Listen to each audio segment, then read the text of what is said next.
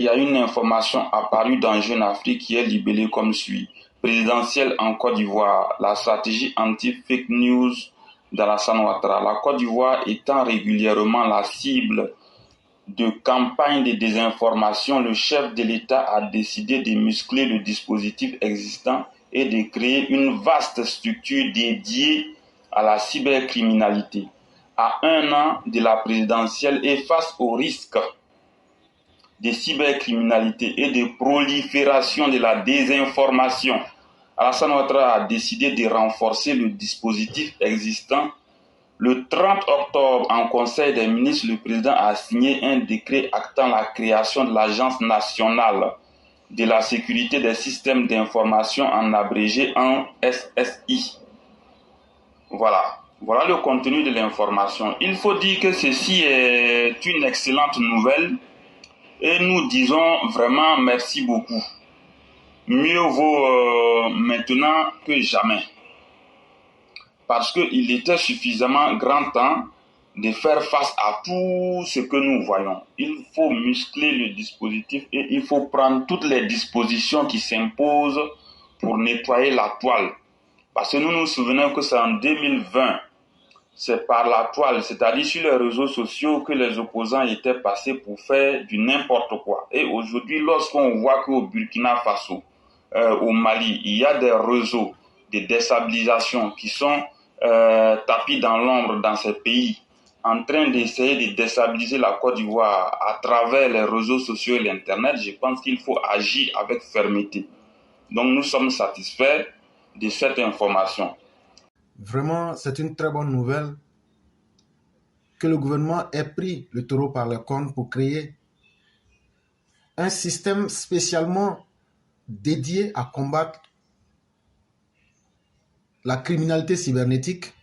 Ça veut dire toute forme de crime à partir des intoxications, des fake news et tout. Parce que la menace aujourd'hui est plus que prégnante et ça, il ne faut pas jouer avec. Et Dieu merci, lors du dernier conseil des ministres, les décisions ont été prises. Et c'est le lieu encore de répéter ceci à tous ceux qui sont des EPV. Avant de partager une information, quel que soit l'effet que cette information laisse sur vous, posez-vous la question, est-ce que cette information, en la partageant, c'est utile? Ne partagez pas n'importe quoi. Et surtout, partager des informations, ça s'appelle relayer des informations. Vous pouvez être lourdement puni pour cela. Et la structure qui sera mise en place, elle ne fera pas dans le dilatoire, elle ne fera pas dans le jeu.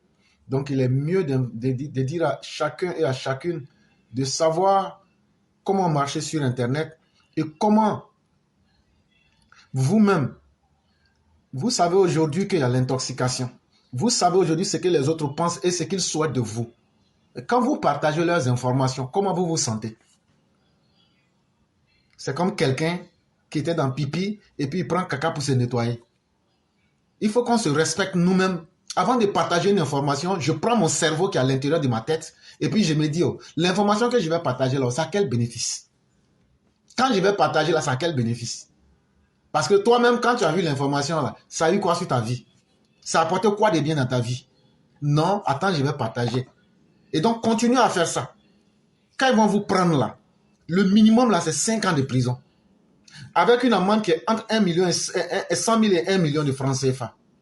Quand on vous parle, non, on ne sait pas. Mais il n'y a plus, vous n'aurez plus besoin de l'argument de l'ignorant pour dire on ne savait pas. Mais c'est quand vous serez pris là, que vous allez vous en rendre compte en affrontant les conséquences. Et donc là, la lutte contre la cybercriminalité, tous les sites qui sont en train d'inciter à tromper les gens, à la désinformation et surtout à mentir aux gens, sachez que vous serez traqués et nous allons participer à cette lutte-là pour vous dénoncer, pour que vous soyez traqués, ainsi que les sites aussi qui incitent à la haine. Et ces malhonnêtes qui sont là, comme Parigo, qui ne voient pas les vrais incitateurs de la haine, mais qui touchent les honnêtes citoyens que nous sommes.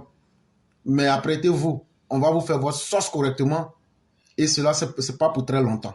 Il fallait que je vous dise ça.